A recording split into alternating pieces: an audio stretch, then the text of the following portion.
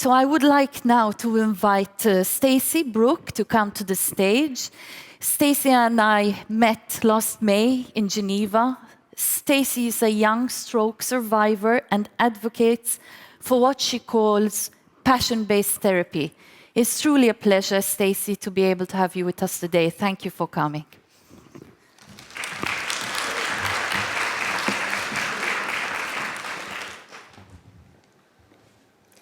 It's my great honor to be here in Tallinn. This morning, I would like to begin with a question. So if you will humor me, I want you all to close your eyes. Take a deep breath. And think about, what are you most passionate about? What makes you forget to eat? What, when you do this thing, makes you come alive? What makes you feel as free as a bird? Think about it. And when you have an answer, open your eyes and remember this emotion, this passion, this feeling. We'll circle back to this in just a moment. I'm Stacy Brooke. I'm a writer, a digital course creator, a mama to 3, a wife. And 4 years ago, I added stroke survivor to that list of roles and achievements.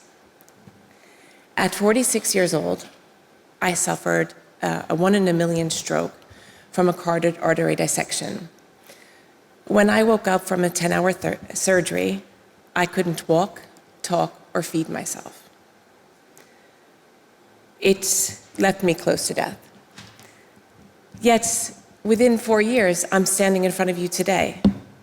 Was I lucky? Absolutely. But I think my story is about more than just luck. It's about my absolute refusal to go, take part, or to see anything that didn't seem right to me at that time. Now, I will admit, I'll be the first to admit, that in those days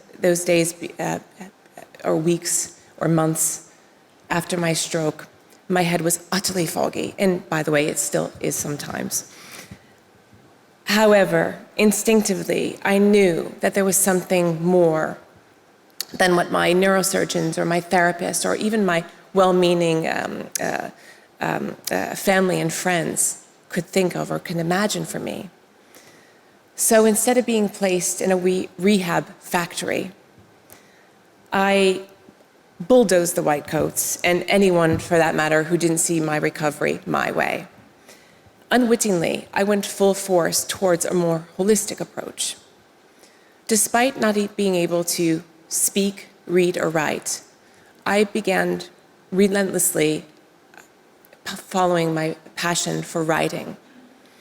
From my hospital bedside, I worked with Seth, my speech therapist, my partner in crime, 7 days a week, 2 hours a day. And when I was well enough to come home, I worked with him the same amount of time from my desk at home. In fact, I just came from my speech therapy session with Seth hours ago. We created therapy around my passion for writing. And guess what? It transformed my agraphia, my aphasia, my cognitive deficits. It shaped my recovery journey. I believe that recovery begins with a survivor taking their passions to the healthcare professionals. And together we work towards a shared vision. After your life is saved, focusing on your mental, emotional, and social well-being is paramount. And when the healthcare professionals see us as people with dreams, passions, instead of patients, there is a much greater impact.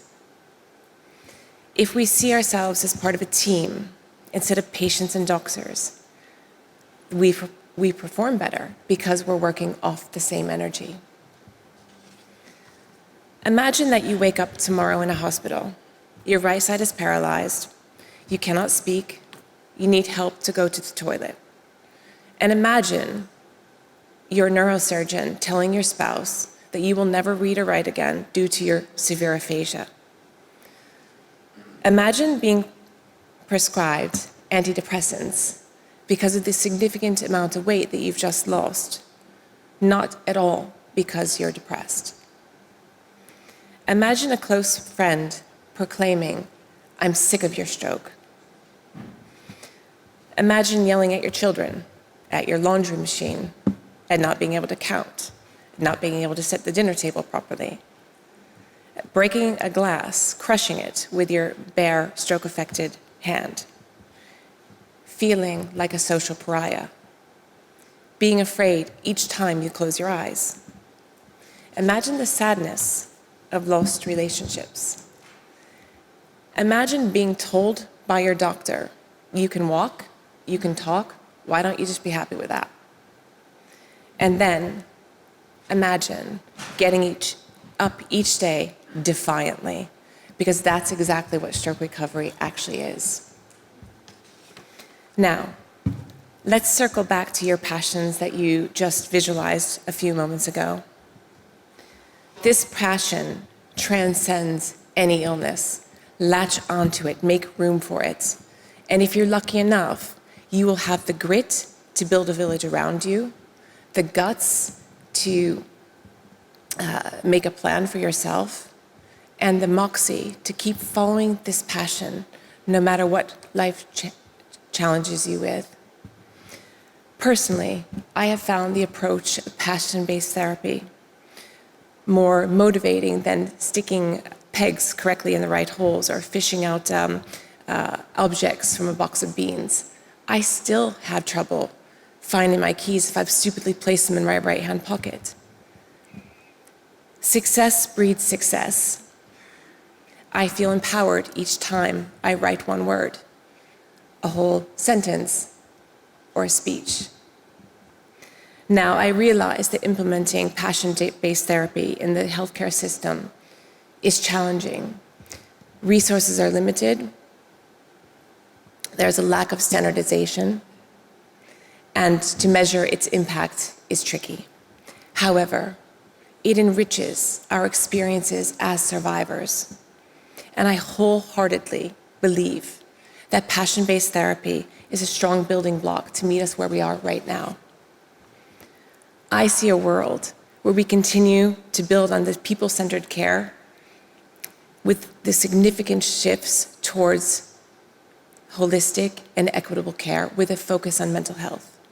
One where embracing your passions and following them in an all-consuming manner with your doctor and your therapist just by your side, that can lead you to your next version of yourself, to your 2.0. 4 years ago, I woke up in a hospital bed, unable to speak, move, or even to recognize my own children. I was trapped in a silent world, a stroke survivor's straitjacket. Today, I stand before you as living proof that trust, belief, and passion can transform the seemingly impossible into reality. But my journey is just one example. There are countless others who can achieve great things with passion and trust in themselves and those who believe in them. Recovery from stroke, battling an illness, or simply trying to live a wholehearted life extends beyond the physical. Employing passion-based therapy as a basis for your transformation, now this is a game changer. To foster trust and transformation in the healthcare system, let's begin with recognizing patients as people with sparkling dreams, goals, and potentials. Thank you.